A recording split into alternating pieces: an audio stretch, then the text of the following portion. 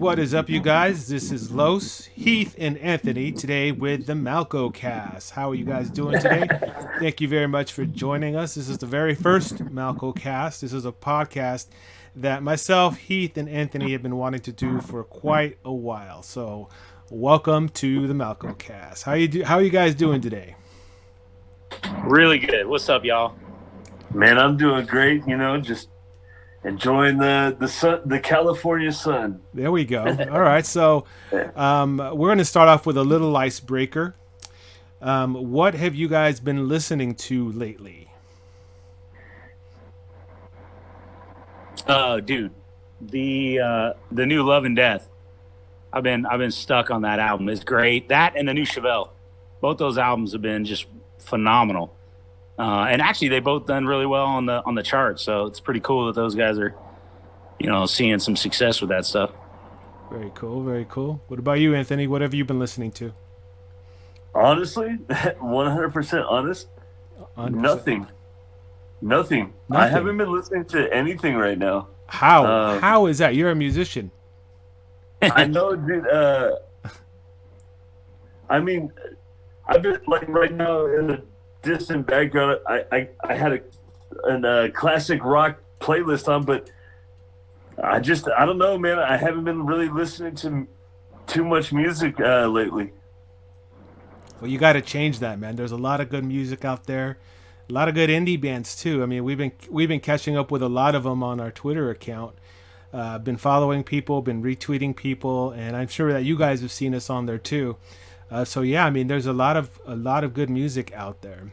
So this podcast, this MalcoCast, is a music podcast. Obviously, this is the official podcast for Malcontent, and today we're going to be talking about certain topics. And the very first one is really quite interesting. It has to do with what it's like as an up and coming band, being in a small town, playing small shows, and getting the opportunity of a lifetime, like Malcontent received way back in 1990, 1998, 1999, no, perhaps. I'm gonna let Anthony run with this one.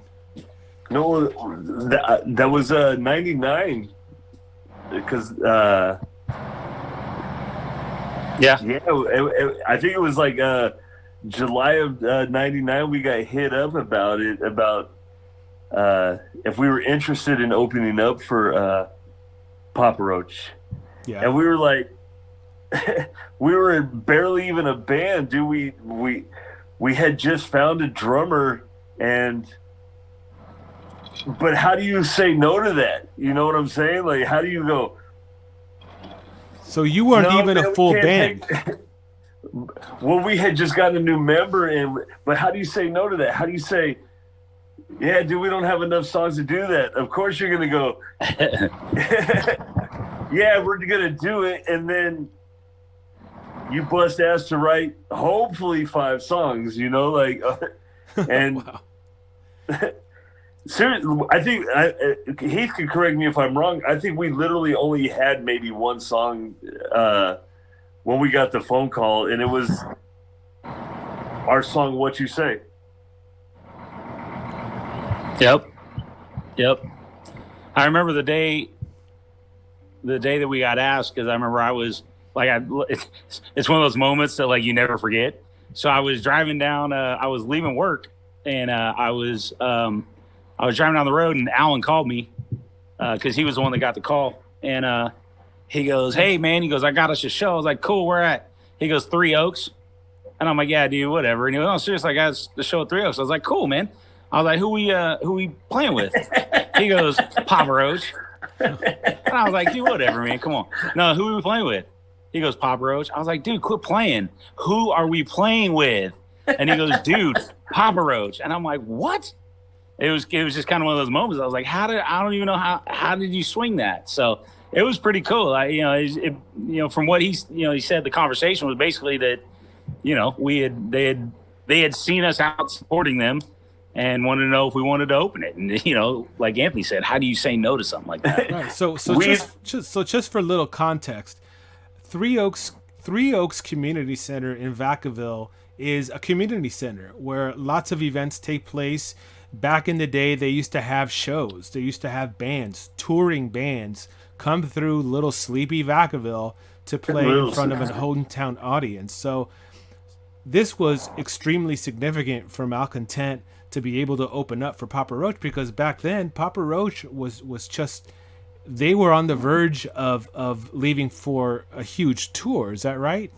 Well, this was dude, this was right before, or this was right when they got signed. I believe, if I remember right, this was the celebration of them getting signed. Yep. And dude, like, I remember, like, Dredge was on that show. We opened for Dredge, you know, like, which is a great band, you know. Yeah.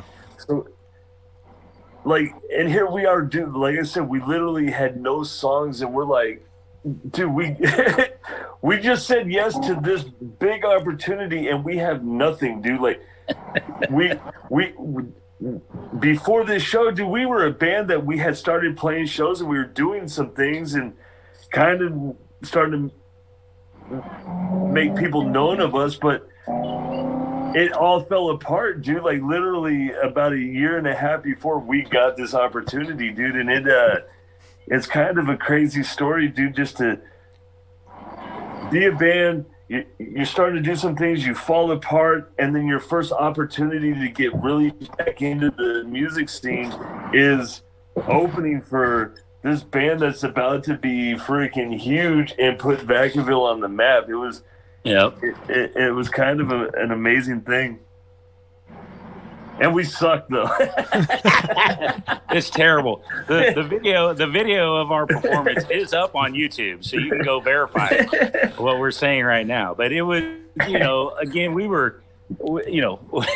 had barely wrote these songs. I think I was probably singing the same line over and over and over. It's probably one of those things. But, you know, again, man, you just go with it. The cool thing, I will say this, it was pretty cool because, you know, we talk about Three Oaks. Three Oaks was such a huge part of the scene, and Anthony alluded to, like, there were bands would be on tour and would want to come to Vacaville, California. There was a show that literally Snot and Incubus came and opened up for Papa Roach. Oh, dude, at Three Oaks Community Center. I mean, it was like that was the type of venue it was. It drew like that, and the kids just went nuts. Like, every Friday, like, and we've had people that have told us, like, they said it, like, you have no idea, you know, how crazy it was on a Friday, you know, just at school, everybody talking about that night's show at Three Oaks, because that's what you did on Friday night, is you went to watch the bands.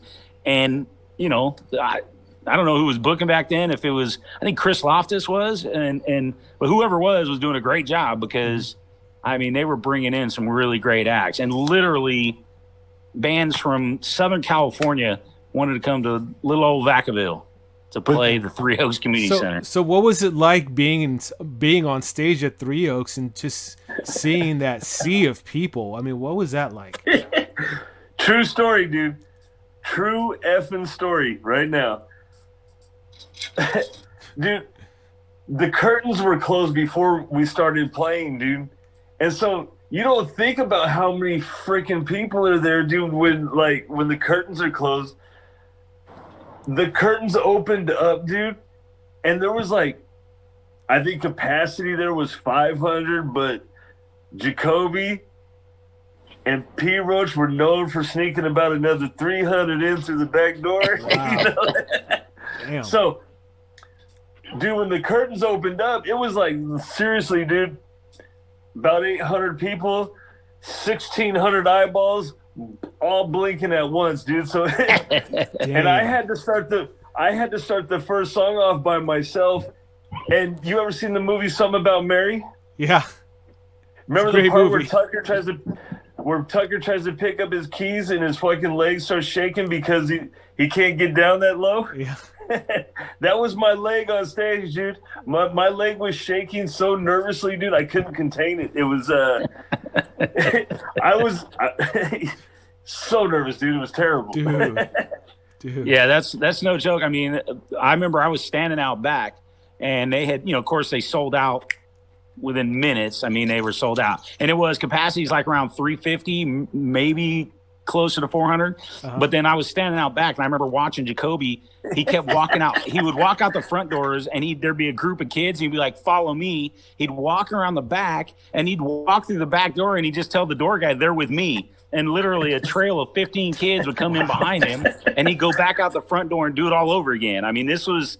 But again, it was phenomenal when he's right, man. When the curtains open, you just feel like you want to throw up, because it was just like here we were, in front of all these kids. And I think the coolest part, and we've got video to corroborate, but man, the kids, like, they had never heard us before, but they went nuts, man. I mean, they were pitting like crazy. And I just remember looking out there, seeing these kids going nuts. And I'm like, they don't even know these songs, but they were getting it. Like, I will put some of the pits that I saw, I will put those up to some of the concerts I went to at wherever, man. It was just crazy. So what was it like the weeks leading up to the show? I mean, you guys had mentioned you had just started a new drummer out. Was that Maddie, your current drummer? Or? No, that was our. His name was John Mainwaring, or it is John Mainwaring. We actually, as a funny story about him, dude, he had actually hit us up about jamming with us while we had actually found another drummer that we were jamming with in Vallejo, and we jammed with this dude Vallejo for a couple of weeks, and he was good, dude. He could play like Igor Cavalera from Sepultura, a lot of tom work, man, a lot of like tribal drums, and it was like he was a good fucking drummer. So one day we go up there to jam with him, and he's literally being put into the back seat of a cop car, and he's got blood on his wife beater shirt. This is a true story. Maybe some mustard. I don't know. Maybe some mustard and ketchup. Who knows? But Heath and I pull up and we're like, dude, what do we do? And I'm like, dude, we got to get our gear. We got to go. This dude's wife was like, he'll be out of jail in a couple hours. You guys can hang out in gym. We're like, no, we're cool. So we're all kind of a little bummed out, dude, because we thought we had found a drummer, but then we had kept John's number and we hit him up to see if he was still interested. Mm-hmm. And he joined us. He was probably the most he was probably the most content of the Malcontents. Yes. Yeah. I love that dude to death. He's a sweetheart of a dude. But he came in, and when he joined us, we started writing with him. But he literally joined us right before we got the call to start doing if we wanted to do the show. Man, wow. It was pretty early. So you guys had to like really hustle to break him in and then learn the songs and stuff, right? Yep. Yeah, it was crazy. I mean, we I think we were practicing at his house, actually, in the garage. It was. You know what? The funny thing, though, I don't know, it's funny, but the cool part about that process was that I feel like it really pushed us to to come into our own as far as writing goes. I mean, I feel like that's when we started to write music that was really what Malcontent sounded like, the Malcontent sound that you know now. I mean, I believe it started, back then. I believe that's really when it all started coming together. Anthony started writing riffs that were just, just super, just melodic. And I loved them. Yeah, I loved them. I loved them. So that's excellent. And so so how did this show, I don't know, kind of change the band? I mean, what happened for the band after the big show? Well, it's funny because I think one of the first things that happened before the show was like one of the stipulations to us playing the show actually was that we had to flyer like everywhere. Like that was like one of the stipulations. We had to flyer everywhere. So we flyered everywhere. So when after the show, people had seen our names so much all over town, they thought we were the next Second Coming, and then they probably were let down the next time they saw it. But no, honestly, dude, like we got that show and it kind of kickstarted us because it made us want more, dude. It made us be like, we want to get back to this, you know, like this is where we want to be. And I remember it lit a fire on my ass. I remember us having a huddle outside of Three Oaks after we got done playing with Papa Roach, and it was all four of us, and we huddled up and we were like, remember this feeling? We want to get back to this feeling. Yeah. You know, and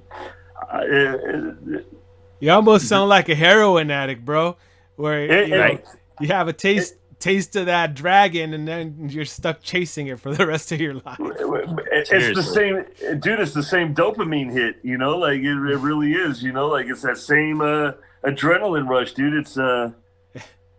It's crazy, dude. It's, you know, you played live before. Oh, absolutely. No, I've never played a show as large as that, though. Just seeing all those people must be just so intimidating. And like you said, I mean, you guys were like really nervous.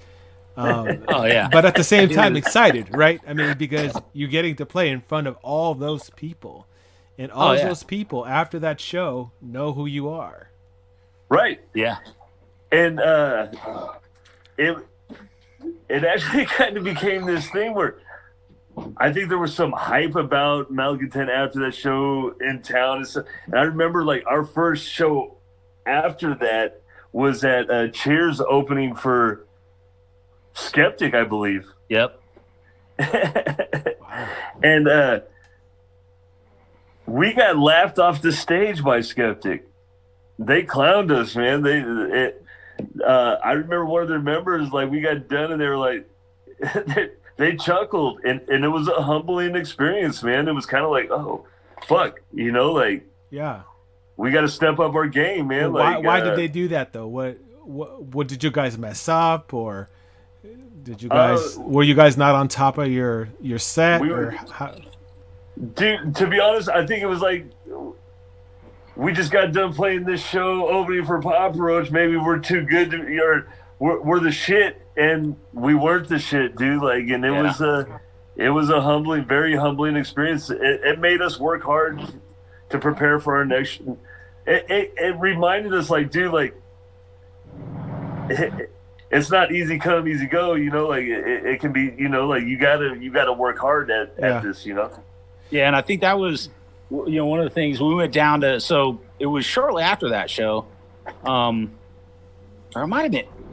We went to visit our the very first drummer of Malcontent, Brent Crabe, and Anthony and I drove down. He lived down in Palmdale, and I remember we drove down there, and maybe it was for New Year's. I can't remember. We drove down there, and then I just remember on the ride back.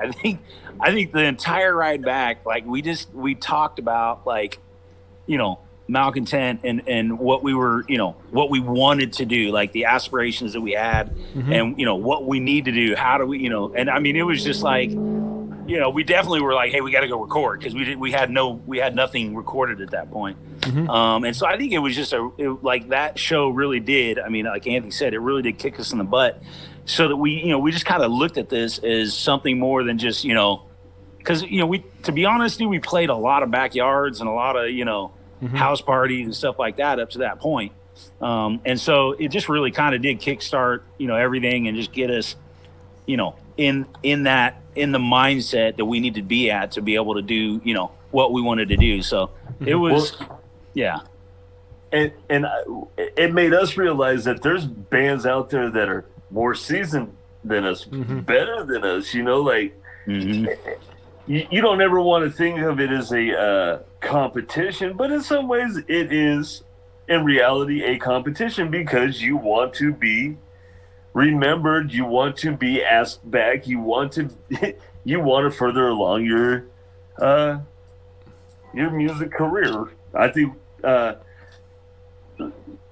so. I do remember we played with Skeptic. Our first show after that, though, was with Skeptic, and love the Skeptic guys.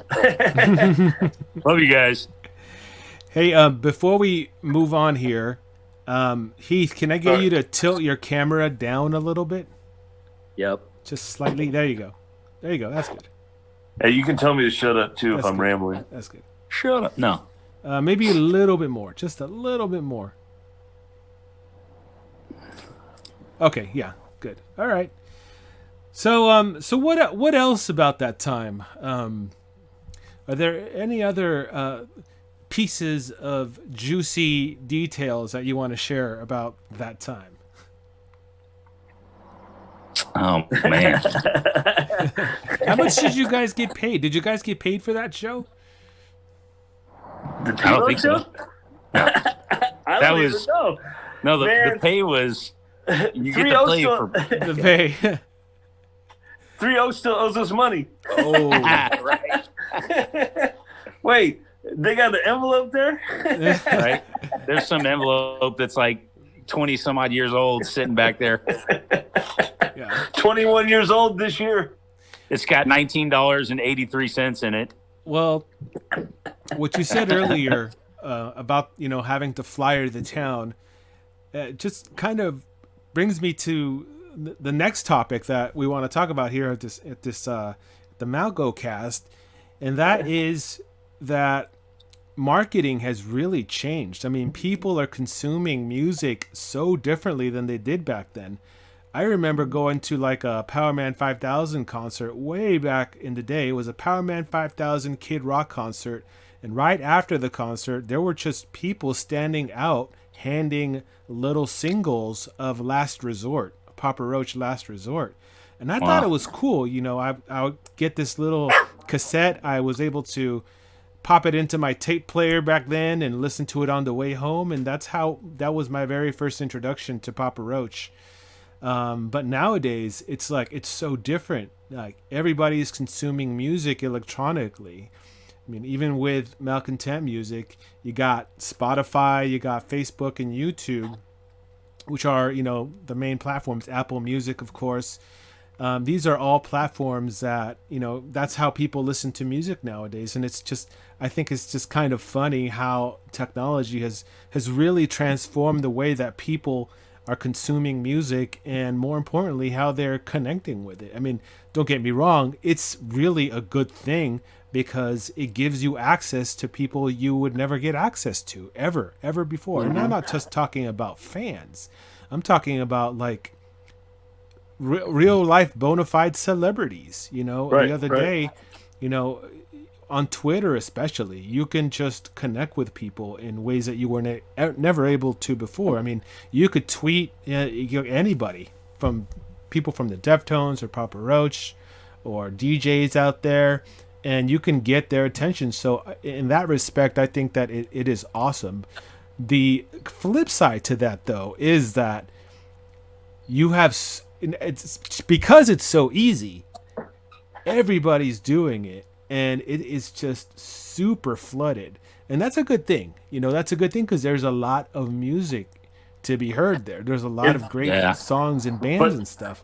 But I don't know. What are your thoughts? What are your thoughts on that?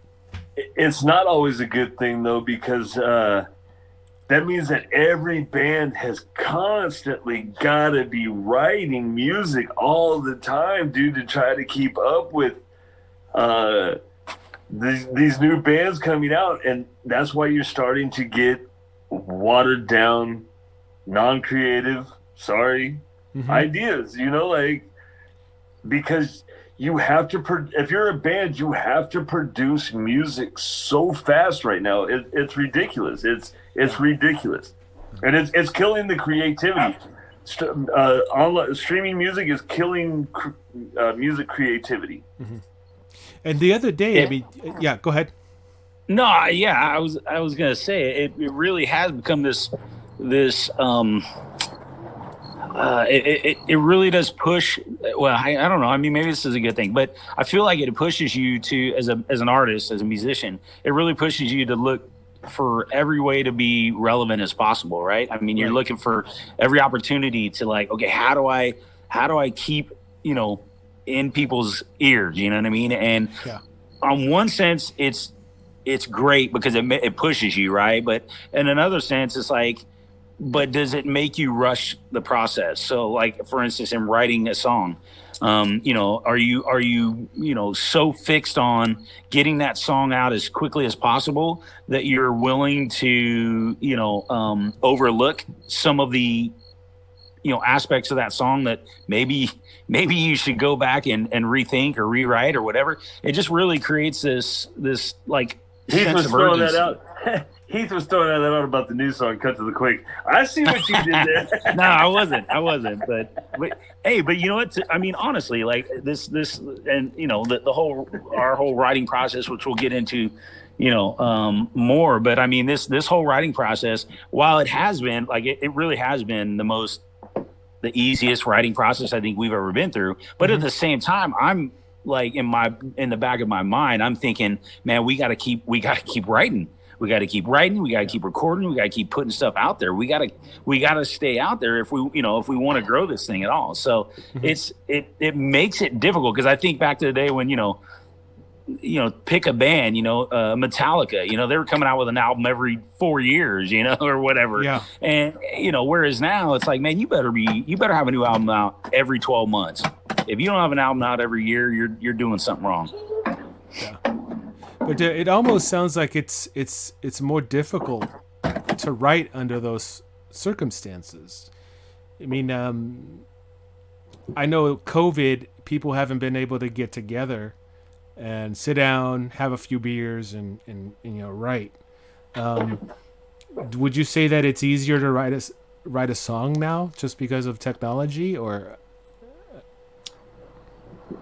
I mean, yeah, and yes and no. I think the actual, I mean, yeah, I see. We haven't done it, but I see bands that they collaborate, like even though they're in separate places. I see them collaborating and writing music. We don't necessarily operate that way. We definitely like to be in the same room and all that. But I think that, I mean, yeah, for sure, the technology has made it easier. But again, I think in one sense, it almost. It kills the feel. It kills does. the vibe. It kills the feel. It kills the vibe. It kills a natural mess up. Like something that maybe sounds cool that you accidentally do live in the studio. It kills that, because then you're like, oh, let me fix it. I'll just replace it, cut and paste real quick. And I don't know if you guys have noticed this too, but most people listen to music on their phones, right? Yeah. But on your phones, you're competing with, the video of the cat skateboarding. You're competing with your email. You're competing with your Facebook notifications. You're competing with, all of these other sources, and the music doesn't get the full attention it deserves. I mean, we're lucky, very lucky, if, they'll listen to the first 20 seconds of a song, and it's the whole TikTok thing, man. People are using TikTok. It's a good thing, don't get me wrong, because all of these songs are getting heard, but they're only listening to 10 seconds of the thing. But when you put your heart and soul into a song, and you're creating the song, you're refining the song, you spent money to record the song, and people are only listening to 10 seconds of the damn thing, it's like, what the? Well, dude, we're just gonna start releasing 10 seconds of a song. There you go. You just got to make 50 10-second songs and upload them to. Dude, we got an album off of one song, dude. This month you get the first verse of our new song. There you go. There you go. It sucks, dude, because when I was a kid, man, like, I couldn't wait to go to the record stores. I couldn't wait to go buy that new Metallica album, the new Slayer album, the new Pantera album. My senior cut day when we were getting ready to graduate from Fairfield High, me, Brent, Heath, and Roberto, love you guys. Fucking we on senior cut day, we cut to fucking Berkeley, and we hit up all the Rasputin's, Amoeba, we hit up those record stores, and we spent hours going through the CD bins and buying CDs, I loved opening them up and reading the liner notes, and that's how I found new bands, dude. Like that's how I discovered new artists who, man, this band is thinking this band, I should probably check out this band then, like so it sucks because that's people don't discover music that way anymore, like absolutely. Yeah. And it's like I mean it's very different holding a record, seeing the art, seeing the liner notes, seeing the lyrics, seeing the track listing, seeing where it was recorded, seeing the shout outs, all of that stuff. It's just, you're able to show it to people. When somebody comes over your house, they can see like records on the wall or a they physical can see copy. Yeah, physical copy. But, and now it's just like, it's kind of, the attention span is so small now. It's you're lucky, very lucky to have your song heard at all. Right. Sure. Yeah. And dude, like I'll never forget when it made me chuckle because it was like the 20-something year anniversary of Far Beyond. Far Beyond Driven. It was the 20-something year that just recently, just this week, and got to be 25 or something like that. And I'm like, damn, it's been that long, but I can already think back to the day that album came out, dude. Because I remember exactly where I was at, dude, when that album came out. Because me and Heath were at Seven Flags Car Wash cleaning his car, listening to it while we were cleaning his car, and it was just like,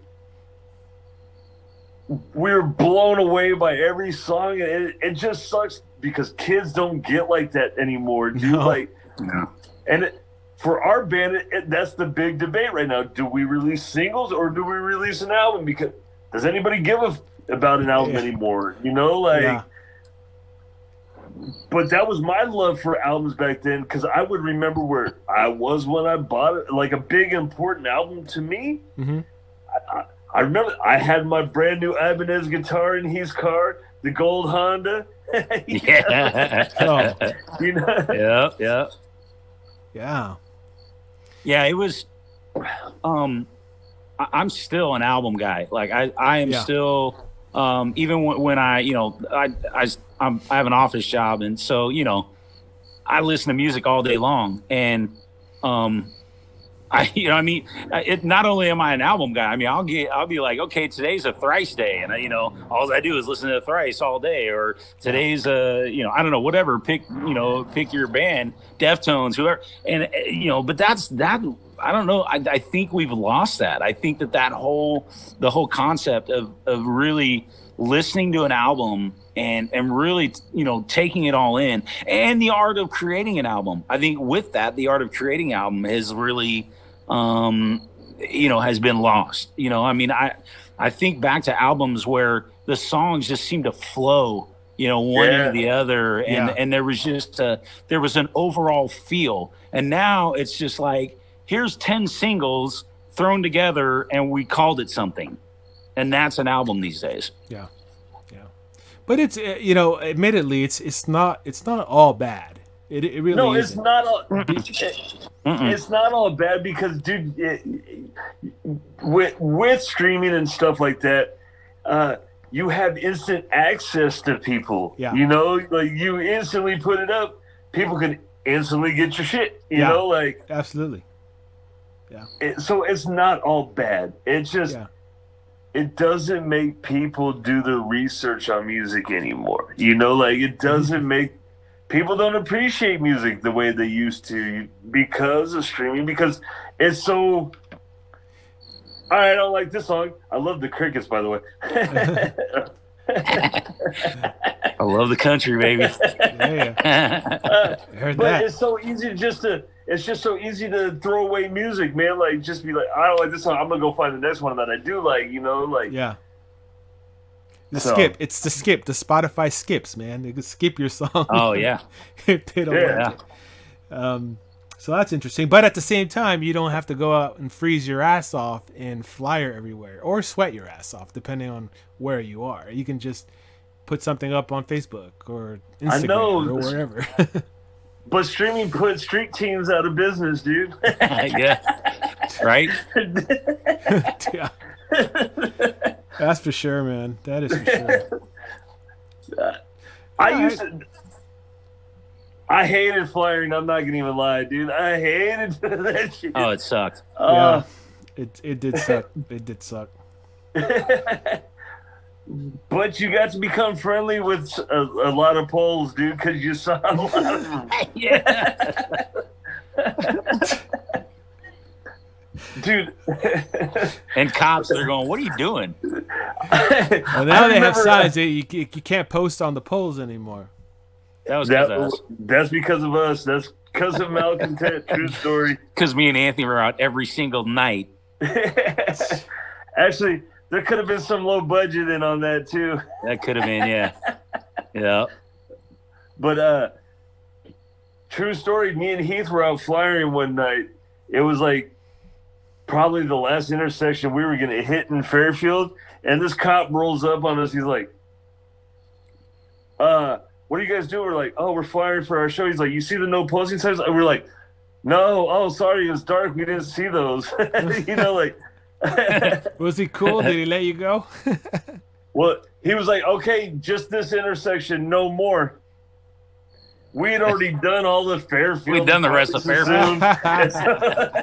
We were like, cool, no okay, problem. No more. We're out. We're done anyways, motherfucker. True story. Yep.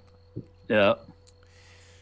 All right, so let's move on to the next topic, and I'm going to give it to Heath, who is going to introduce us to the last topic. I mean, this is it's kind of it's sort of along the same lines of the last one, but it's just really about the process of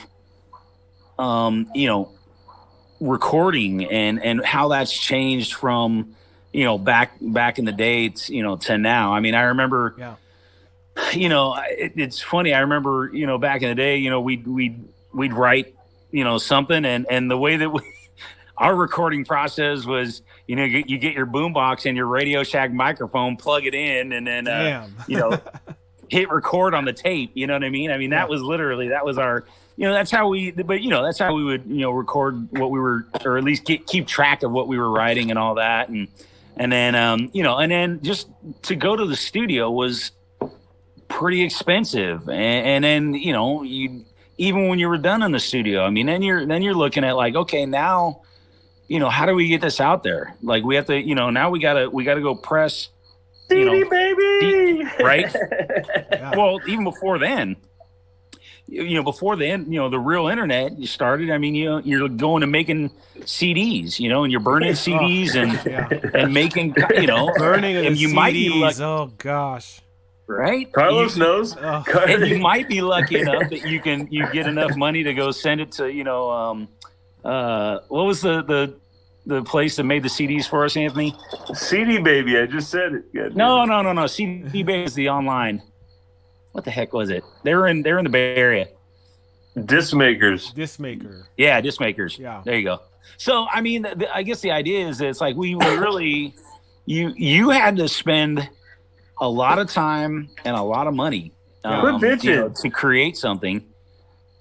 And now it's so much simpler. Like you can literally go in your bedroom with your guitar or whatever, and you can, have your laptop and, a semi-decent microphone, and literally you can create something, and within a half an hour, you can have it uploaded to the world. I mean, literally uploaded to the world. I mean, the aggregators, whether it's, DistroKid or whoever. I mean, it makes it so simple. Hey, wait, hold on, Heath. You know what people are going to do to it? Shut up for a second. Oh, what? The crickets shut up too at the same time. See? You trained them. Right. But no, I love again, it's this whole thing we talk about with the marketing thing, but the process of recording and that whole process, creating and recording and all that. While it's great that we have this opportunity to be able to do this, I think Carlos said earlier, that means there's that many more people that are releasing music every single day. You know what I mean? And so again, and it's not that we're trying to be, competitive about it, but it is a competition. I mean, any way you look at it, you're competing for people's ears. For their listening time, you know what I mean? That's what you're competing for. So, the fact that we can record and Carlos is competing for some FaceTime, right? So I don't know. Hey, shut the fuck up. That's my big thing. No, so how do you rise? How do you set yourself apart then? What do you have to do to be listened nowadays? Do you have to? You gotta make a viral video where it's you just running around town, throwing water balloons at the mayor and, getting on camera and all that stuff. What do you do? It's about the WAP, dude. Yeah. Yeah. The WAP. So does that mean you guys are going to get like lingerie and stuff and start playing in lingerie? Yep. He's wearing You saw the boots the other day. We posted the boots. Yeah. Hey, you posted the boots, Carlos. They're already coming from Amazon, guys. Don't worry. Nice. Don't Sweet. worry. Sexy, dude. Sweet. Sexy. Amazon. You got mine in wide. You got mine in double wide, right? Yeah. My feet. I don't know. Yeah. Dude, that's the great question, Carlos. Like, what do we do? What do we do as a band? What do we do to try to set ourselves apart? Like, I think if we all had the answer, we'd all be doing it. I think we're all kind of trying to figure that out. I think us as Malcontent, I think we've had a good game plan throughout this whole quarantine pandemic thing. Like we've used our time wisely. So, but we're also behind the times because we're back into a game that has kind of passed us by, to be honest, as far as social media, as far as streaming and stuff like that. So we're trying to catch up. Yeah. And with your help, we're trending. We're starting to trend in the right direction, Yeah. Well, it's a baby steps kind of deal, Nothing happens overnight. Right. Unless you make like a viral video and everybody watches it. So you guys can expect us to be running around Vacaville, shooting videos, getting viral, all that stuff. Yeah. But anyways, it's like that's a great point. I mean, you can go in your bedroom, make a video or a recording, and then just throw it up online. And if people start watching it, it doesn't even have to be the best quality. No, it's true. But see, that's what I like about the whole recording process that you guys have been doing, is that the songs sound really good. It sound really professional, and you can tell that they're mixed well, they're mastered well. The instruments sound top notch. They sound really clean and crisp. The vocals, all elements of the song are on point. And I think that's sorely missed in this day and age of I want it now. I want to be entertained right away, and if I don't like it, then I'm just gonna move on to something else. Yeah, right. Yeah. It's when that's one of the it's funny because obviously your own music you love. You're your own worst critic, but we've really been really proud of what we've been recording and creating, and when you let people listen to it and you're like, you're expecting like they're going to be like, dude, this is, amazing. And when you don't necessarily get that, you're like, wait a minute.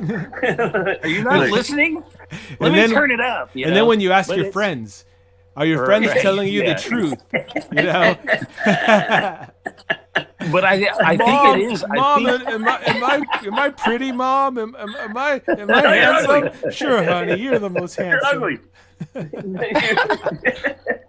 But I do think that it's such a crazy time to be a musician. I joke that it's a poor man's game because I mean and I'm sure if you had some musicians that they do this full time, they probably tell you the same thing. It's so difficult now because again, there's you're not selling CDs anymore.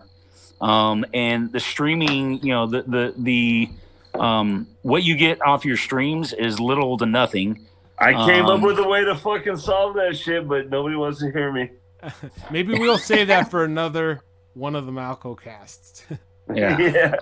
We'll just let Anthony go for an hour. And Hey, but seriously, it really, one of the things I was talking to, I forget who it was, but I was saying the other day, it really is kind of frustrating in one sense, because I feel like as a musician, we spend more time trying to create content for social media than we are on our craft, Playing on music. yeah. You know what I mean? Yeah. well, no, But it's you have to. Oh yeah. no, that's just a cop out for a singer. Because I'm always creating on my craft, and I'm always got videos to post. God damn it! So that's guy. just a cop out for you. This guy. You work on your craft. God damn it! Well, he has to have music though.